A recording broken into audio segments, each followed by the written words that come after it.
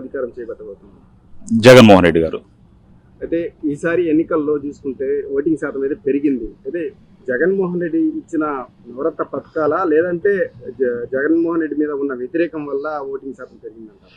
ఇప్పుడు ఎవరైతే ప్రతిపక్షాలు టీడీపీ వాళ్ళు ఉన్నారో వాళ్ళు సంకలు ఊదుకుంటున్నారు, ఓటింగ్ శాతం పెరిగింది, యాంటీ ఓటింగ్.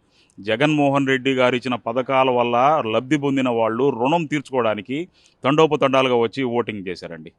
అదేవిధంగా విదేశాల్లో కానివ్వండి, పక్క రాష్ట్రాల్లో ఉన్న వాళ్ళంతా ప్రతిపక్షంకే ఓటేశారు, ప్రతిపక్షాన్ని ఈసారి అధికారంలోకి తీసుకురావాలని నేను కూడా చెప్తున్నారు.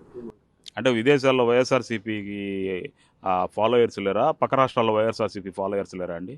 వచ్చారండి, పక్క రాష్ట్రం నుంచి వచ్చారు. వాళ్ళ ఓటింగ్ ఉంటుంది, మా ఓటింగ్ ఉంటుందండి. ప్రతి ఒక్కరు ఓటింగ్ ఉంటుంది. ఎక్కువ శాతం మా ఓటింగ్ ఉందని మేము నమ్ముతున్నామండి. ఇటువైపు చూస్తూ ఉంటే కేవలం జగన్మోహన్ రెడ్డి గారు ఒకళ్ళే ఉన్నారు, అటువైపు చూస్తూ ఉంటే మరి ఎన్డీఏ ప్రభుత్వం ప్లస్ చంద్రబాబు నాయుడు, టీడీపీ అయితేనే, జనసేన అయితేనే ఉమ్మడిగా వచ్చారు. మరి దాని పట్ల మరి జగన్మోహన్ రెడ్డి ఎలా ఎదుర్కోబోతున్నారు? అదేనండి, జగన్మోహన్ రెడ్డి గారిని ఎదుర్కొనే సత్తా లేక వీళ్ళందరూ ఒకటయ్యారండి. సో మీకు ఒక నానుడు ఉంది, సింహం సింగిల్గా వస్తుంది అనే నానుడు ఉంది. సో అది దాని కంటిన్యూషన్ మీరే పూరించుకోవచ్చండి. మరి విజయసాయి రెడ్డి గారు మరి ఓటింగ్ జరిగిన రోజు సాయంత్రం ప్రెస్ మీట్ పెట్టి నెల్లూరుని వైఎస్ఆర్సీపీ క్లీన్ స్వీప్ చేయబోతుంది అంటున్నారు. మరి అదే విధంగా టీడీపీ వాళ్ళు కూడా అదే వ్యక్తం చేయబోతున్నారు. మరి నెల్లూరులో ఎలా ఉండబోతుంది?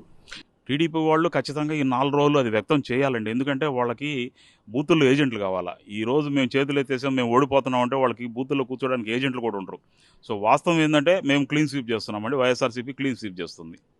అదేవిధంగా పిఠాపురంలో పవన్ కళ్యాణ్ గారు ఈసారి గెలుస్తారు, ఆ డిప్యూటీ సీఎం కూడా అవుతారు అని చెప్తున్నారు. ఇప్పుడు ఆయన డిప్యూటీ ముందు వాళ్ళ గవర్నమెంట్ రావాలా, ఆయన డిప్యూటీ సీఎం అవ్వాలంటే ముందు ఆయన గెలవాలా, ఫస్ట్ ఆఫ్ ఆల్ ఎమ్మెల్యే కావాలా. ఇంకా మెయిన్ థింగ్ ఏంటంటే ఎవరైతే ఆయన ఓనర్ ఉన్నాడో, ఆయన దత్త తండ్రి చంద్రబాబు నాయుడు గారు కుప్పంలో గెలవమనండి, తర్వాత మాట్లాడుకుందాం ఏదైనా కానీ. వైఎస్ఆర్సీపీ అరాచక పాలన నశించబోతుంది, ఈసారి మేమే ప్రభుత్వాన్ని ఫామ్ చేయబోతున్నాం అని ధీమా వ్యక్తం చేస్తుంది. అసలు అరాచక పాలన అంటే ఏంది?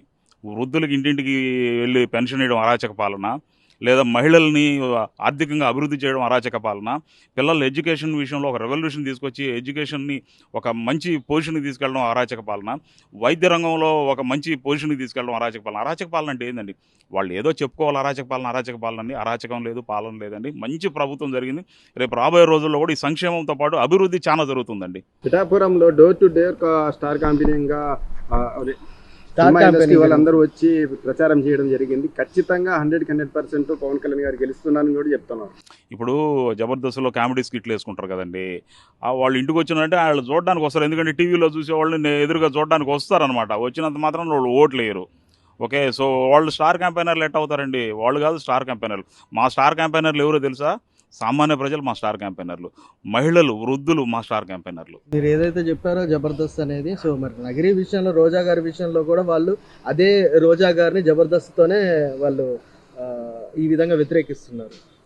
ఆ రోజా గారి విషయంలో రోజా గారు ఆమె అనింది ఏంటంటే వాళ్ళు చిన్న చిన్న యాక్టర్స్, ఆమె వే ఆఫ్ వ్యూ వేరే అండి చెప్పింది, కానీ దాన్ని వాళ్ళు వేరే విధంగా తీసుకొని ఆమెను ట్రోల్ చేయడం జరిగిందండి. రోజా గారు గెలుస్తారనుకుంటున్నారు సార్? కొంచెం చిత్తూరు జిల్లా గురించి నాకు పెద్ద ఐడియా లేదండి, కానీ మొత్తం మీద జగన్మోహన్ రెడ్డి గారు చెప్పిన దాన్ని బట్టి 151+లోనే మేము ఉంటామండి.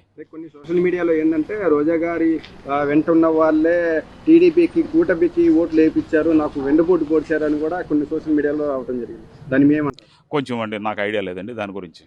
నెల్లూరు జిల్లాలో వైసీపీకి ఎన్ని స్థానాలు గెలవబోతున్నారు?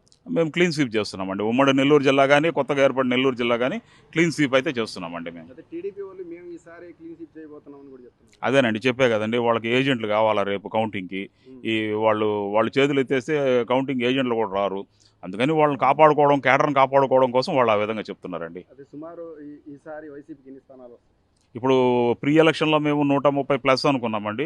ఇప్పుడు జగన్మోహన్ రెడ్డి గారు మొన్న ఐపాక్ ఆఫీస్కి వెళ్ళి 151+ మనం వస్తుంది, దేశం మొత్తం మన సాయి చూస్తుంది, 23 ఎంపీ స్థానాలు మనం గెలుస్తున్నామని చెప్పారు. కాబట్టి సో ఆయనకు ఉన్నటువంటి కాన్ఫిడెంట్ లెవెల్ మాకు కూడా ఉందండి. ఇంతకు ముందుకు వచ్చిన నంబర్ కంటే కూడా ఎక్కువ నంబర్ వస్తుందండి మాకు. ఐపాక్ వాళ్ళతో కలిసిన తర్వాత ఎన్నికల ముందర 170 స్థానాలు వస్తాయని చెప్పేసి జగన్మోహన్ రెడ్డి చెప్పారు. ఐపాక్ వాళ్ళతో కలిసిన తర్వాత 151 స్థానాలు వచ్చాయి. జగన్మోహన్ రెడ్డి పీలామోహం పెట్టాడని కూడా చెప్తున్నారు. లేదండి, పీలామోహం ఎందుకు పెడతారండి? 151 స్థానాల కంటే పైన వస్తున్నాయంటే పీలామోహం కాదండి. సో మేము ఛాలెంజ్ ఇసిరామండి. మా ఎయిమ్ 175, మేబీ అది 175 తగలచ్చు, 160 రావచ్చు, 150 రావచ్చు అండి.